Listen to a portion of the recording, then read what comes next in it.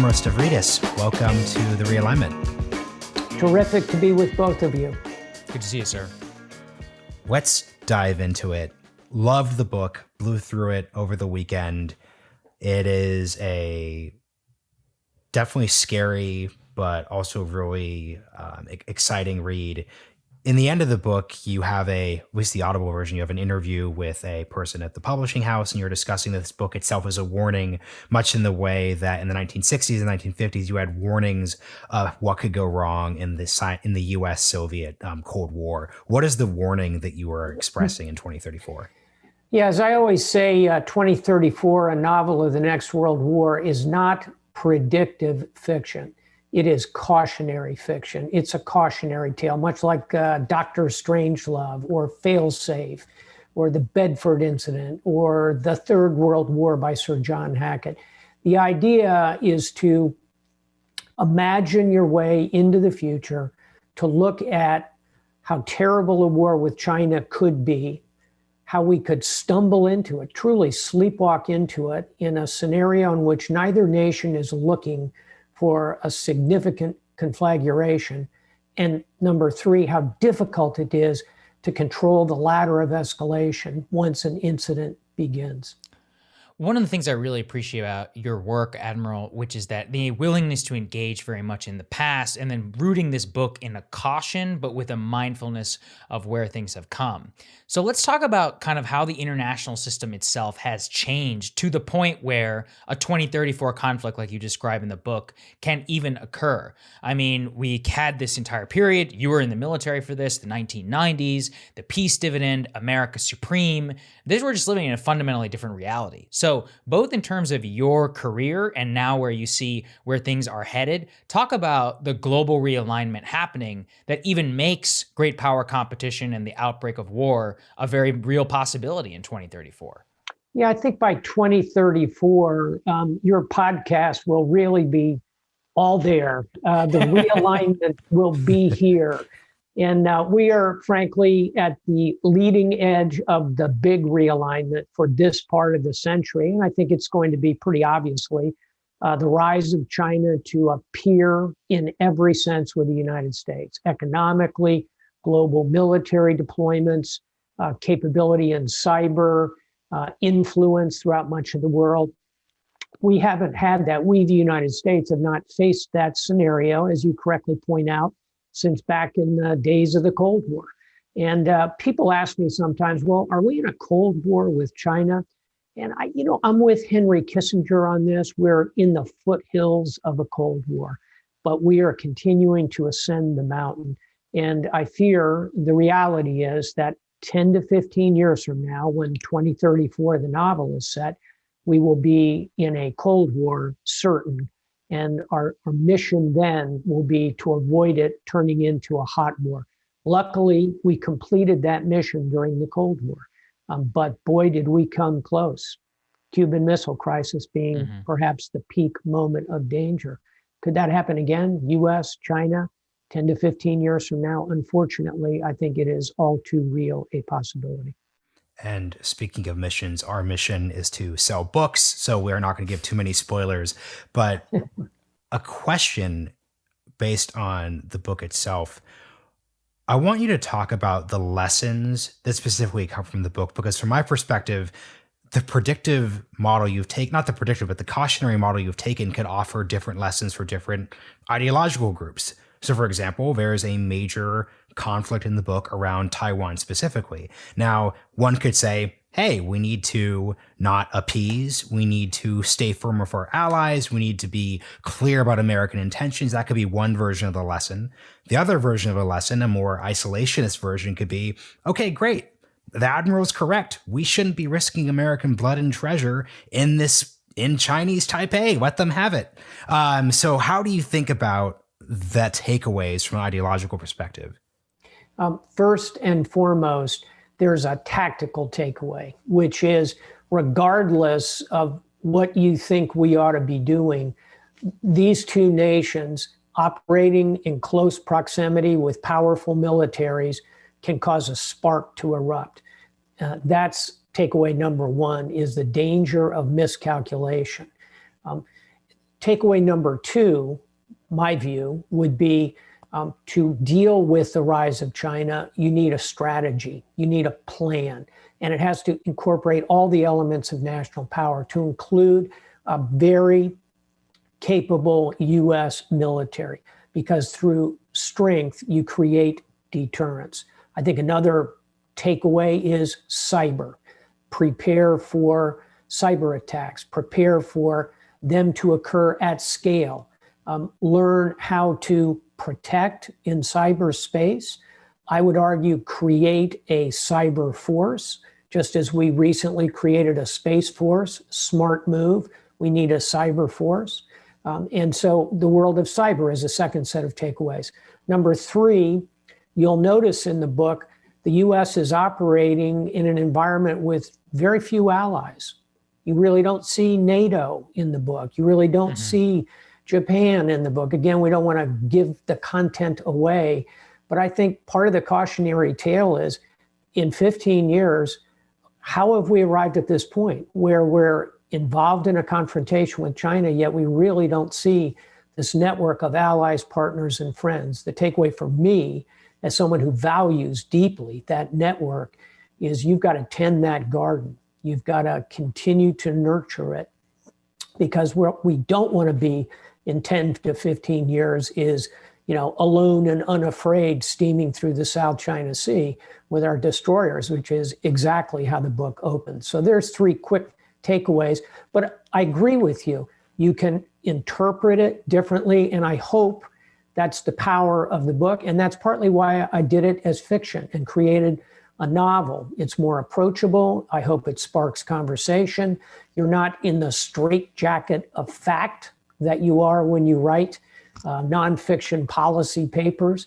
And I hope it sparks the exact kind of conversation that you alluded to a moment ago, Marshall.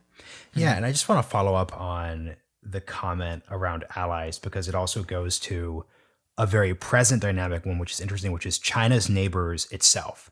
So you obviously have conflicts in the South China Sea. You have Vietnam. That's an interesting things parry and realign around the U.S.'s relationship with the world. But you have Vietnam, you have the Philippines, you have Japan. You have these other parts of the Asia-Pacific, Indo-Pacific region that are also operating as well. How do you think the current state of those relationships are, in a way that, because obviously there's a discussion around allies, NATO especially, but I think the context around Vietnam and those other countries are a little different. It is. And I think that if you live in that neighborhood of the Western Pacific to us, or East Asia, if you live in that neighborhood, you've got to be worried about China. You've got to be worried about what you're seeing. And starting with Vietnam, right there next to them on the South China Sea, but also the Philippines, Thailand, South Korea. Japan is in a significant dispute with China about the Senkaku Islands in the East China Sea. Taiwan, Australia, New Zealand, everybody in the neighborhood is quite worried. And as a result, it's an opportunity for the United States in today's context to work more closely with them. And here we bring in another significant character in the novel, which is India. And I think many readers will be surprised at the role India ends up playing in this novel. In today's world, in the real world, the so-called Quad alignment is a brand new realignment, to again flog your podcast. You said it again, yes. And it's a realignment that India, which has traditionally been non-aligned between the West and totalitarian countries, during the Cold War, certainly led the non-aligned movement during the Cold War. Yet today, in real terms, we're seeing India drawing closer and closer to the United States, Australia, Japan, and India. Those 4 constitute what is now called the Quad. I think that's a significant geopolitical realignment that's happening in front of us in real life. And it may or may not reflect how events unfold in 2034, because India will have a mind of its own. It will be a great power in this century before the clock spins to 2100. Some of our Indian fans are doing backflips around that, Admiral. They've been waiting for somebody to say it. Hey, honestly, let me make a comment I say all the time, which is 300 years from now, when a historian sits down to write the history of this century, it will not be about the rise of China because of demographics. It will be about the rise of India, demographically powerful, already a democracy, and a nation that has linkages to the West, English as a lingua franca. My money's on India by the end of this century. That's a whole other podcast in itself. You know, it's fascinating. I'm realizing, just to bring another realignment angle into this, is that Marshall and I very much came of age, or especially international relations with the wars in Iraq and Afghanistan. This is, in many ways, almost like a reaction on the other side of military thinking. Now, you're a Navy man, and the Navy was largely an afterthought, during many of those, not rightfully so. One of the things that I actually would love to hear from you is how this global realignment, the rise of peer competition with China and more, kind of challenges basic precepts of the American Navy.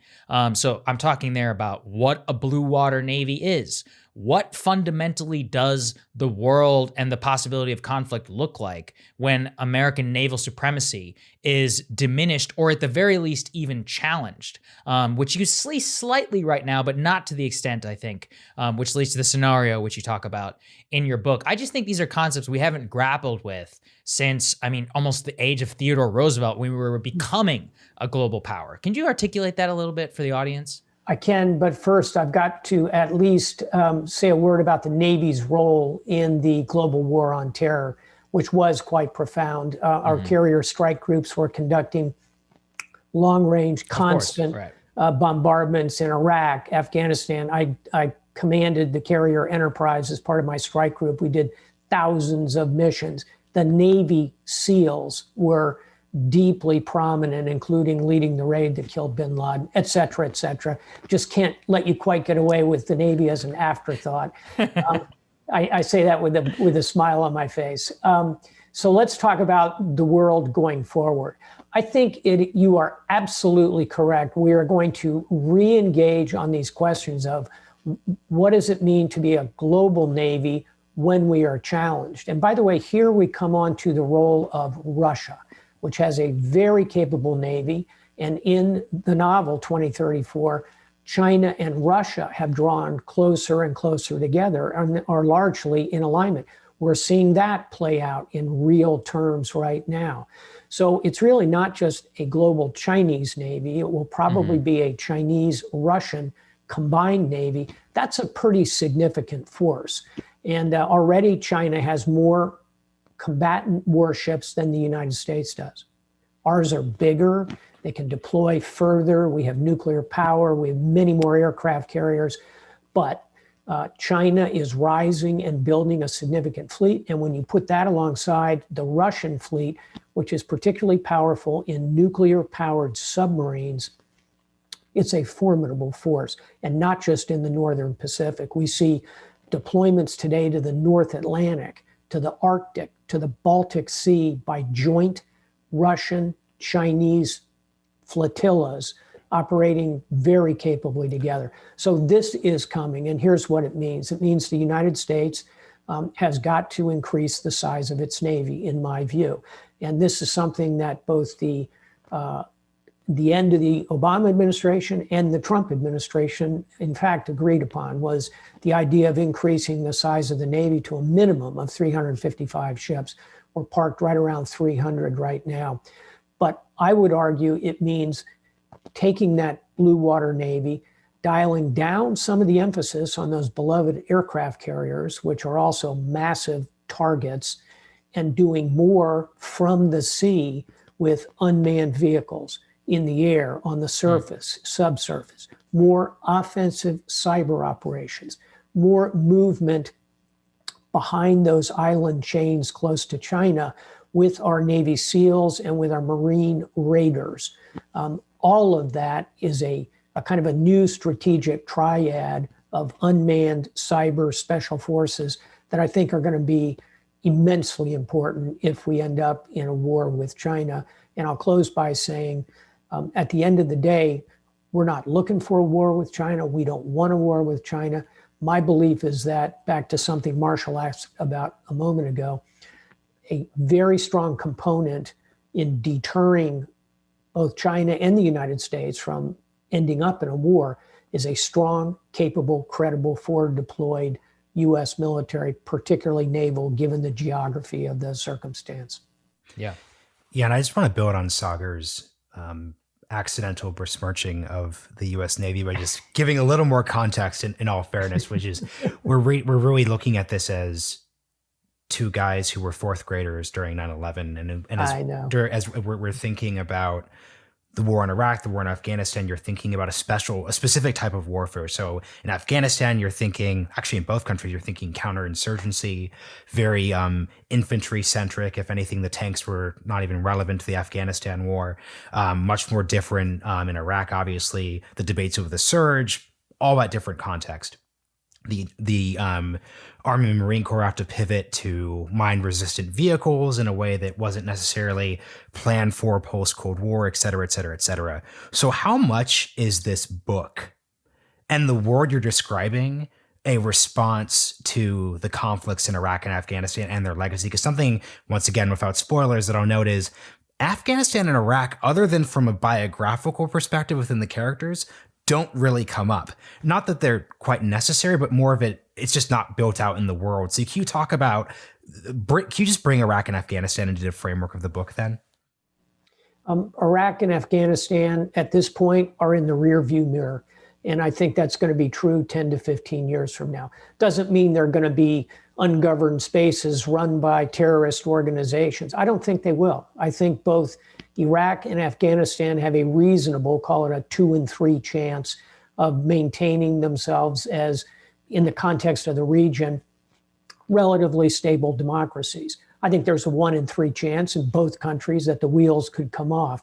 But I think what we did in Iraq and Afghanistan has at least given both countries an opportunity to seize their own future. And so I think they will seize that future and go forward. Time will tell. That's not what 2034 is about. 2034 is about looking ahead.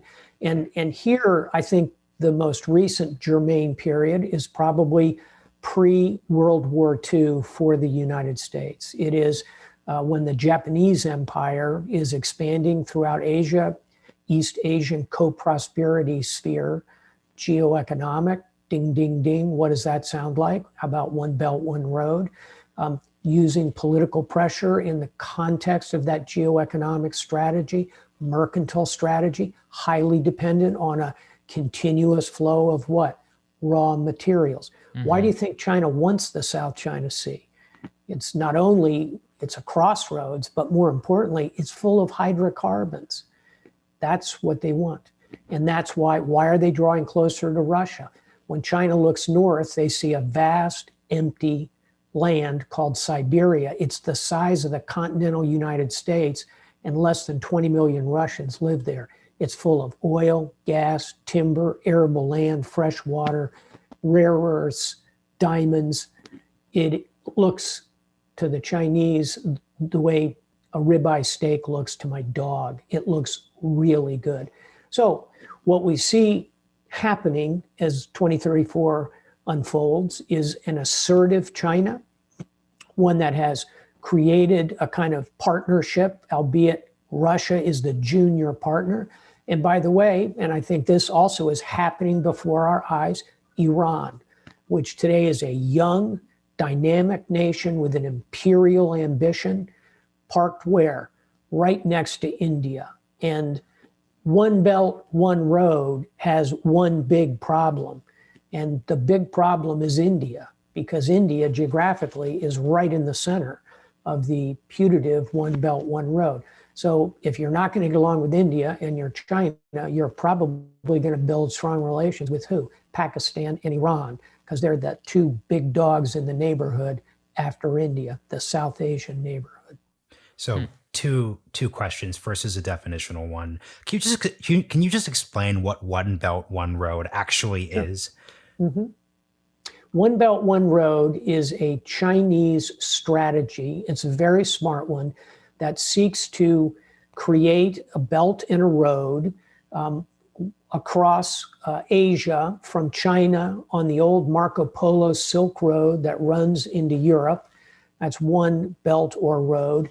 And down below is a maritime belt or road that runs from the South China Sea through the Strait of Malacca across the vast Indian Ocean to Africa on the south, Arabia on the north, and also onto Europe. And the idea of one belt, one road is that China will exert political and economic influence along those two paths, which cover, half of the world's land surfaces between Africa, Europe, and Asia, 2/3. And they are going to export raw materials along that path, along that belt and road, and they will import raw materials. And all of that is designed to ensure growth for China, because what the Chinese leadership has to do to remain in power, because they're an authoritarian government, they have to please the people so that the natural tendency of humans to seek democracy, to seek liberty, can be better suppressed in an environment where people have a full belly, where people are emerging into a middle-class life. One Belt, One Road is a clever strategy, and it marries together capitalism with authoritarian rule. And it is going to be a challenge for the United States in all the dimensions we've talked about this afternoon. And one thing I'm just curious about, given your articulation of why Russia and China would come together, to me it seems like almost the opposite would be true, in the sense that Russia is a declining power. It's not just that there are 20 million Russians in Siberia. It's that the population is declining. Mortality, especially among military age males, is going up due to a variety of civilizational decline issues. So why wouldn't China leverage, why would China enter into a partnership? Why wouldn't China just be more aggressive with territorial claims in Siberia? I'm curious why you just think that leads to, and then I'm also struggling to think of a time when Russia's been complacent with being a junior to basically anyone. It's true. First, your advice is smart. And if Vladimir Putin were a better strategist, he would take your advice, because Russia's future, its best future, doesn't lie to the south with China, because inevitably it will end up a junior partner. Russia's better future lies to the west with Europe, connecting with Europe, Nord Stream 2, the pipeline. If the question is why would Russia enter into this kind of condominium, it is because they have no other good options, because Putin has boxed them out of working with Europe by invading Ukraine, supporting a war criminal Assad, his cyber attacks on democracies, both here in the United States and in Europe. There's no good option for him in Europe at this point. And he looks at China as a fellow authoritarian state. That's really the key to understanding why these two nations will come together. And believe me, you're correct. Russia won't view it as a junior partnership, but over time, because of the demographic points you're making, I think that's where it will end up. It's interesting, Admiral, as I'm listening and we were looking at the book, was that the sleepwalking element of sleepwalking into conflict is very much present, which is, of course, a key theme of World War I, something I'm kind of obsessed with. And how much did you rely on and think about those balance of power elements during World War I, and what analogies can we draw from that as we enter a new age of peer competition? Because the Cold War framework, it just doesn't quite fit. I mean, at the end of the day, yes, Russia was a global power, and yes, the Warsaw Pact and all of that, but just China is just exponentially more of a peer on so many different cultural, economic, and other levels that it really does almost feel like a Germany to a United Kingdom, like both strong powers in their own rights in different respects that actually would be going at it and could end up in a devastating war. Could you talk about that dynamic here? I can, and I'll do it in the context of two books, both of which you'll know. One is Graham Allison's The Thucydides Trap, Right. Can America and China avoid the Thucydides trap? The actual title, I think, is Destined for War. By the way, there's not a question mark at the end of the title.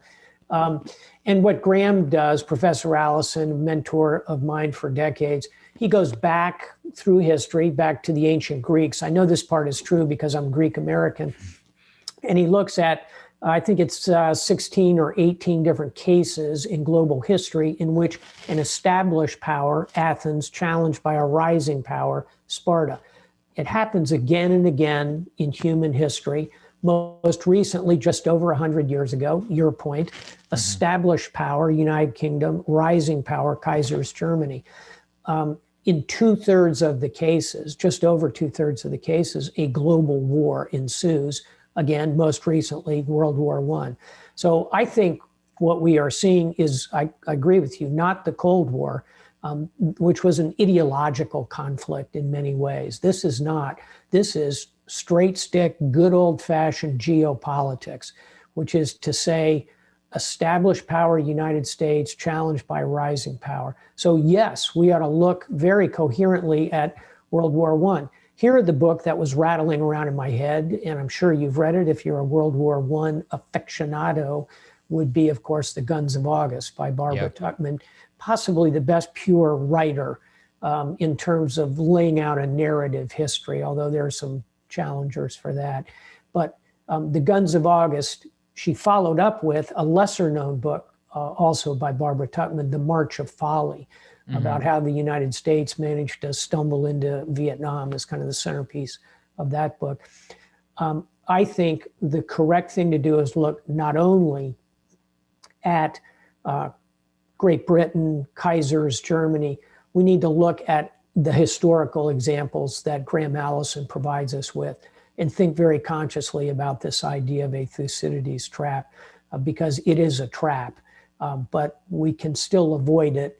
Again, that's why I wrote the book, to highlight the chances that we don't escape the trap. Yeah, you're really taking me back to my my IR days at Georgetown, sir. So I appreciate it. And why didn't you go to the Fletcher School of Law and Diplomacy? You could have been a rock here in star DC. in IR. It's the only good part-time foreign policy program the only in DC. part-time foreign exactly.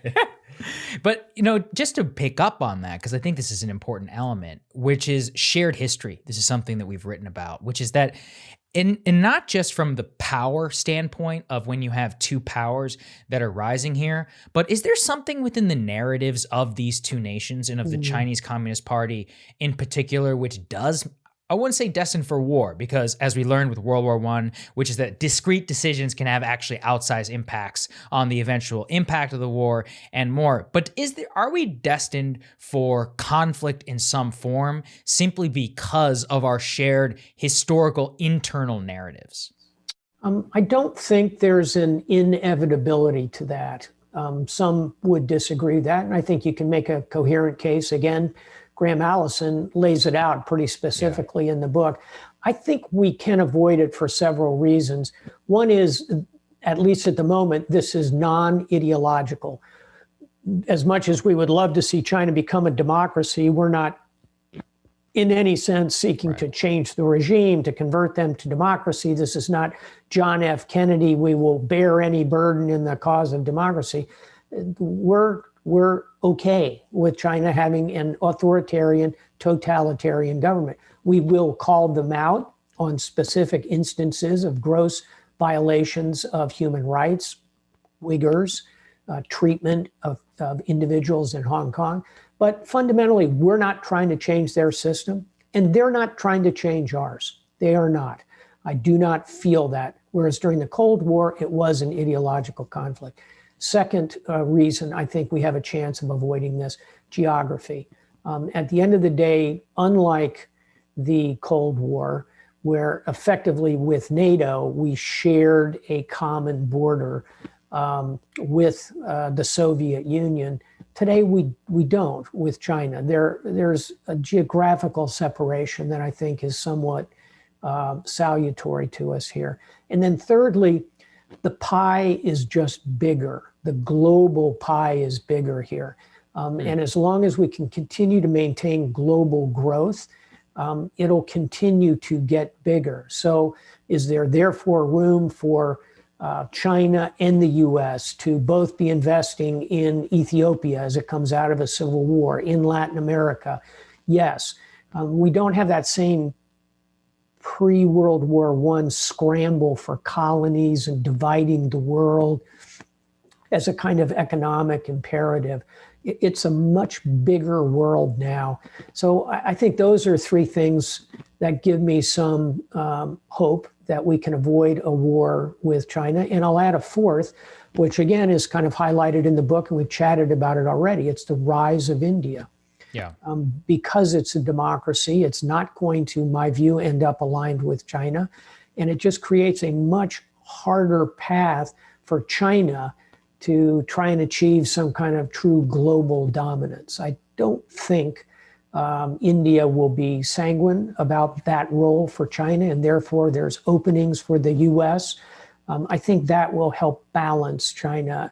And actually, I'll add a fifth and final one, which is China is not 10 feet tall. You know, China has many challenges, including its own demographics, which are declining, a gender misbalance that is profound and significant, many more women than men because of the one-child policy.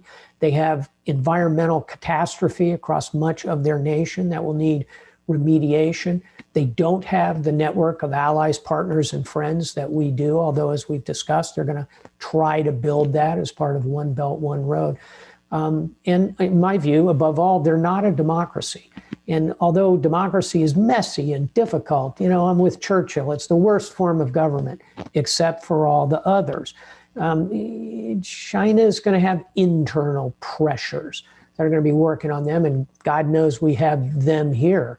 But we have a safety valve that's called democracy that allows us, if we use it intelligently, to release some of that internal tension. When China's moment of internal tension comes, there's no safety valve. That's when countries blow up. That's what led to the French Revolution, for example. No safety valve. So that's the perfect pivot to my last question. Then we'll get one last question to follow up on your book suggestions. In the book, speaking of politics, the president of the United States does not come from an established party. And it's Correct. remarked upon on the Chinese side of things that the lack of support from the traditional two-party system and the bipartisan consensus, et cetera, is an important reality in the world they're all living in. I enjoyed in the book interview, you specifically stated that you're actually credentialed to be a centrist and that you were vetted to be a VP for Secretary Clinton, but you also were offered a role in the Trump administration. So you actually can claim something in the center of our political system. How in this last section do you think the current realignment era political tumult plays into these international affairs questions? Clearly, the two-party system is under pressure in the United States. And I look at millennials, my children are in their late 20s, and they look at both political parties and just shake their heads. And the acrimony and the way both of these political parties are coming to be dominated by far left and far right doesn't bode well. And I think a lot of Americans kind of assume, well, we just got to live with that, you know, and they think somewhere in the Constitution, you know, Article XX, it says there shall be two political parties. One shall be called Republican, the other shall be called Democrat. Hey, that's not our history.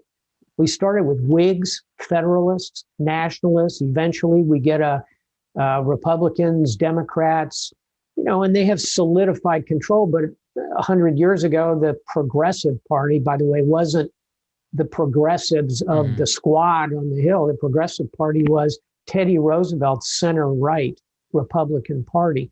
My point is, there's room for another political movement, maybe a non-aligned movement, maybe a new political party. Who knows? But I don't think we're static in that regard. And I'd say, you know, 10 to 15 years from now, if the two current parties cannot get their act together, find their way back to cooperating with each other, elect leaders who want to reach across the aisle and solve problems, if they can't get to that, I think the American voters are going to start looking elsewhere. So actually, I'll just finish this out here really quickly. So Admiral, you mentioned Destined for War. In Wired, you actually recommended a couple other books, two of which we picked out were The Three-Body Problem. I have it right behind me here. And then On China by Secretary Kissinger. Can you just offer a quick summation of why you chose those two books? Well, The Three-Body Problem is actually part of a trilogy, as you well know, that imagines its way into an extremely distinct future with many backstories, many bolt holes through the plot and narrative. And I just loved the portrait of China that emerges from it, which is distinct from what we have talked about on this podcast today. It's a remarkable work of imagination and really science fiction. In terms of On China, there's no better book. In terms of one-stop shopping, and Henry Kissinger, may he live forever, is without question the greatest political sinologist we have produced in this nation. He was present at the creation of the new relationship, opening China over 50 years ago, well over 50 years ago. And here he is at the far end of that journey, helping advise us, I think, coherently about how to avoid a war in 2034. Those are, I think, yes, two very good books, and I picked them for Kissinger depth of knowledge and firsthand experience, Three-Body Problem, because it's a Chinese story of science fiction. Well, we highly recommend both. We really appreciate you joining us, sir, and we're very appreciative of your time. Thank you. Thanks for having me on, Marsh, once a year. Thank you. Absolutely. See you, sir.